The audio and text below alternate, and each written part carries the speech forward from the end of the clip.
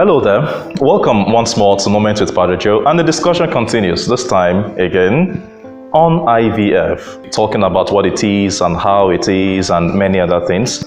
This week we continue with the same discussion on IVF, but we want to talk more about it from, like I said at the beginning of the video last week, a bioethical point of view. So let's talk more on the ethics. And I think it's important to quickly state that this is not coming from a place of insensitivity. It's easy for you to say, well, this church people have come again and they are saying a lot of things besides they don't have children themselves. That's not what it is.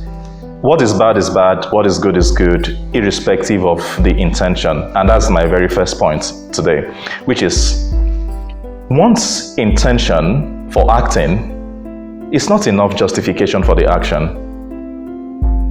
You can have a good intention, but it doesn't change anything from the objective, evil or good, of the act itself. So remember what I said in the last video: the object, the act itself, the intention, and then the purpose for which, all three have to be good before you can say anything is morally good. So the way one goes about anything is really important, and it is the same thing with IVF.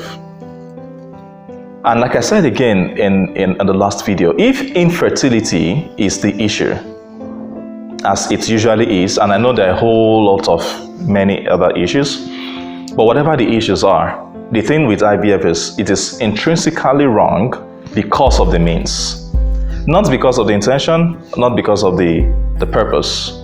Of course, to want to have a child is excellent. Even God sanctions it. Be fruitful and multiply, right?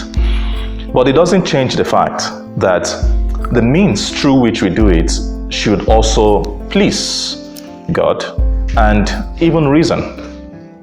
So the means through which IVF is done is precisely the problem.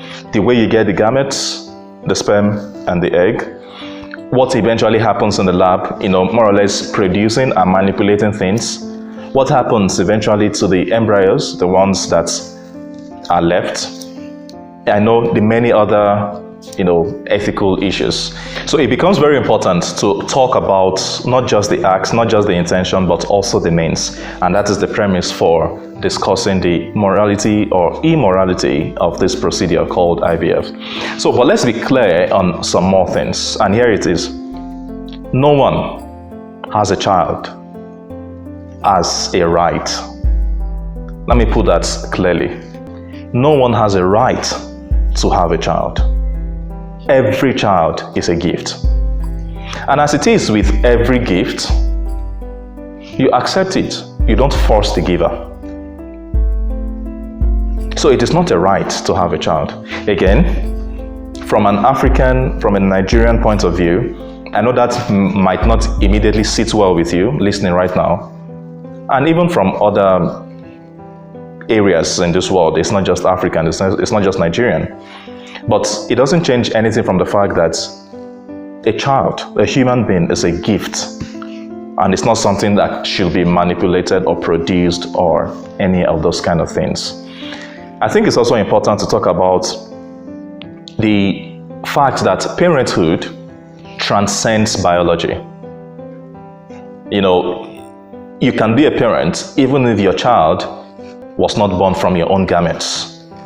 I know it might scandalize us to hear this, but properly understood, even Jesus was adopted. And what I mean by that, that's why I said properly understood. It was not born from biology. It was, I know you say, oh, well, that is Jesus, that's a spiritual context, that is different. But I just want to pass the message that parenthood transcends biology. You can be a parent even if your children were not gotten from your gametes.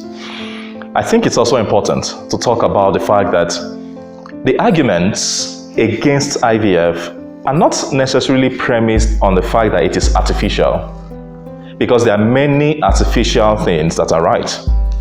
I think the real problem with IVF is the fact that it substitutes, it replaces that procreative act. And like I said in the previous video, it doesn't even treat infertility, which is supposed to be the premise for IVF in the first place. So, husbands and wives make love, they don't make babies. The babies come from the love. And it buttresses what I said initially, that every child is a gift. In treating infertility, which is usually the premise, which is usually the reason for considering IVF, it's important to understand that it should be about treatment, not replacement.